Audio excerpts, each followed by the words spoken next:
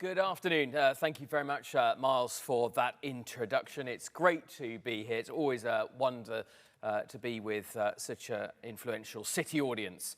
And I'd like to thank the TC UK for all of their work, whether that's been helping to deliver stringent sanctions against Russia, doing some fantastic work that I cited in Parliament on the authorisation times of senior managers, and indeed the collaboration we've had in the run-up to today's historical moment of obtaining royal assent for the Financial Services and Market Act 2023. I've never been entirely convinced that Big Bang 2.0 was exactly the right description. People started using that. I did not use that. In my experience, the greatest and most lasting change happens through the aggregation of marginal gains. You do that over a long enough time horizon, you see a really big difference. However, it is true to say that today's royal assent of the Financial Services and Market Act is probably going to be the closest to a single moment, given the plethora of reforms that it unlocks. It'll be the closest to a single moment that historians will look back and say, this was the start of a new era. This was the once-in-a-generation chance to get our financial services regulation right. So I tend to think a better analogy really is that this is the birth certificate of the new era. As the fifth largest economy on the planet and home to the most international capital markets, it is perfectly natural that we should be a sovereign nation like the US, Canada, Australia, or Japan. So today is the moment when we start to control our rule book for financial services for the first time again in nearly 25 years. And what that means is that we will always have high quality regulation that we understand is the reason why the world comes to do their business in the UK. But also, it will be clear where accountability lies, by whom, with whom, and how things can be changed if we're not delivering for you. The potential of having now an agile one-stop shop. And it means we can come forward with things like one of the themes of your conference, a focus on growth and international competitiveness. Now, the second major milestone, this has been a busy and productive week, because the second major milestone was the agreement signed with the Chancellor and the EU that marks the start of a reset and a constructive and collaborative relationship on financial services with the European Union. This is an excellent and positive step. But signing the MOU is just the start. It means that officials and ministers will meet regularly, exactly as we do with the US, on really important financial matters and regulation. And as I've said before, and I'm very happy to make clear again, we will never seek change for change's sake. We abhor friction. We don't want to put friction into relationships in any way. It's also true that outside of the political structures of the EU, the UK now has a unique opportunity. Rare is the financial services firm that doesn't in some way operate internationally. And although your jobs and prosperity touch almost every corner of the UK, from Brighton to Belfast, our financial and professional services are truly international. So this agreement with the European Union, an incredibly important market, sits alongside a number of other unique arrangements. The UK is a permanent member of the UN Security Council, the closest ally of the US, still the largest economy on the planet, a founder member of the Commonwealth, in which more than a third of the world's population live, valued relationships in the Gulf, and well on our way to CPTPP membership. Asset managers know that a huge component of return is deciding which markets you gain exposure to. Well, although it's a competitive world out there, we really are, as a country, showing up in all the right places. In that world, this government is unashamedly pro-growth. It's a moral imperative as well as an economic necessity. It's how we increase living standards, spread opportunity, and improve lives, both here and abroad. As you all know, inflation remains enemy number one. So bringing it down remains this government's top priority. High inflation is bad for the economy, and in order to have real growth, we must first have low inflation. So the most important thing that this government will do is stay the course, stay disciplined, make the tough decisions sometimes needed on public finances to bear down on inflation. But I don't want to distract from the challenges of today to distract from the opportunity that we see in the longer term. We have a vision for the UK, an enterprise culture built on low taxes, reward for risk, great access to capital, and smart regulation. And FSMA 2023 will give us the architecture to do just that.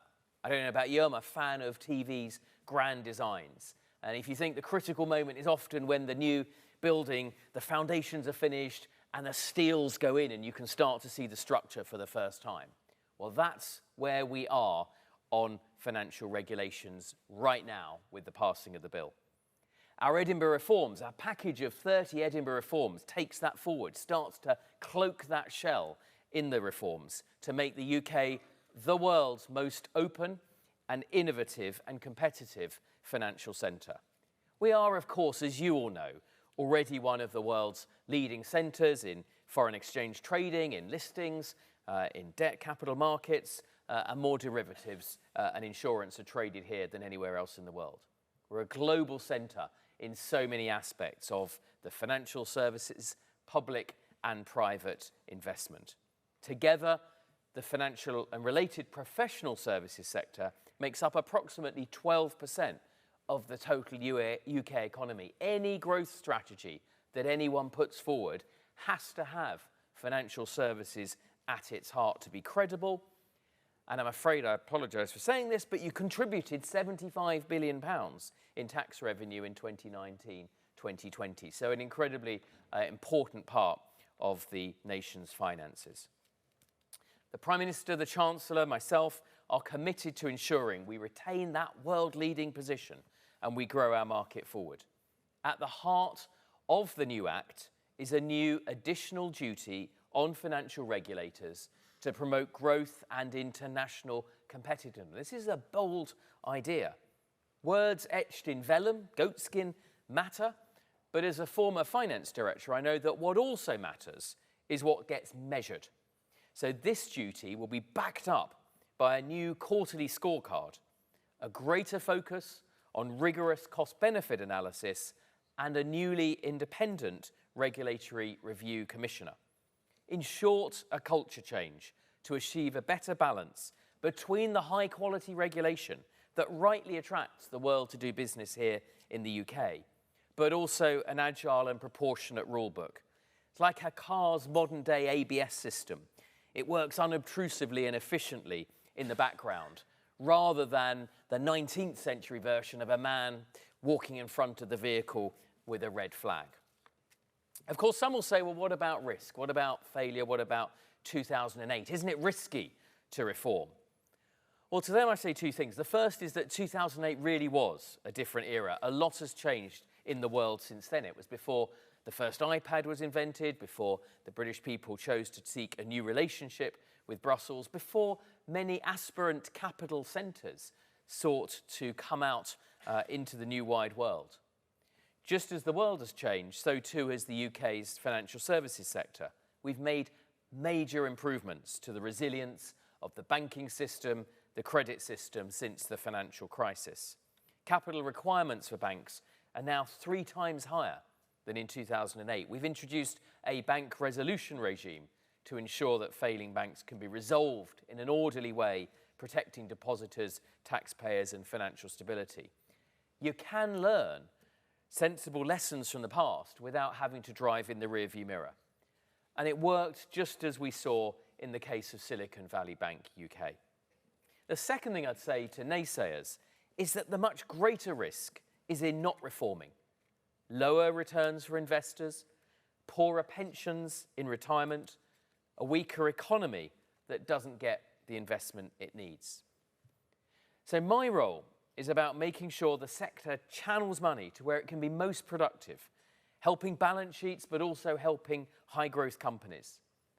The Prime Minister's set out 5 domains of outsized growth. You talked about some of them earlier today. And the potential where the UK is already up there with the very best in the world. Advanced manufacturing, the clean energy revolution, life sciences, and AI and quantum technology. And central is financial services, which I argue counts twice, as in addition to being one of those 5, it's also providing the capital to turbocharge the other 4. So we want to see more investment in high growth, early stage companies. It's why the Chancellor talks so passionately about the UK being the next Silicon Valley. And that's the motivation behind our capital markets reforms. As the responsible minister, I agree with those who say we need to make investing sexy again.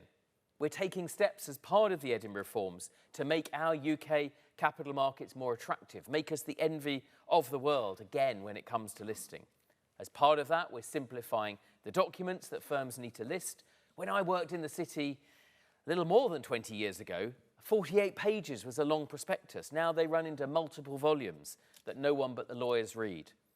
We're also reviewing how investors and companies can have better access to investment research and updating paper-based share registers for a digital age, making it much easier for companies and investors to find each other. So let me be clear for those of a certain age in the audience, come back Sid. We're going to make it easier and better for you to invest.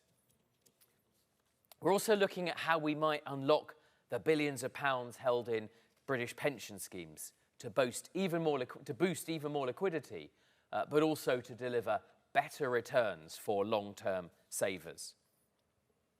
Another way we'll do this is by looking again at the structure and rules of individual saving accounts, ISAs. ISAs are a tremendous innovation, a safe space from predations of governments over time, no income tax, no capital gains tax, no need to even report them on your tax return. For the many, the mass market, for Middle Britain. And it's pretty rare that a piece of government architecture like this stands the test of time. They're a mainstay of British financial life, and around 67 billion was subscribed to adult ISAs in 21-22. But I'd like to make them even better, and I'm working to improve people's understanding of their finances. We're working with the Financial Conduct Authority on a joint review to examine the boundary between regulated financial advice and unregulated guidance. This is a key problem that we need to fix, that we need to solve to unlock good outcomes for our citizens. Miles, ladies and gentlemen, there's a huge amount that I'm excited about. We've together achieved so much. And as we continue to deliver our landmark reforms in this banner year for the financial sector, there's so much more to do. This has never been about reaching a particular destination. It's an ongoing journey. It's not the end of this, the beginning of our work in this space.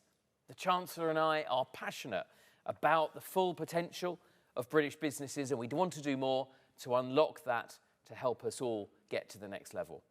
And by working together, we'll be able to look back at our reforms, look back at this moment in time as a watershed moment where we untethered ourselves, untethered the sector to reach our full potential.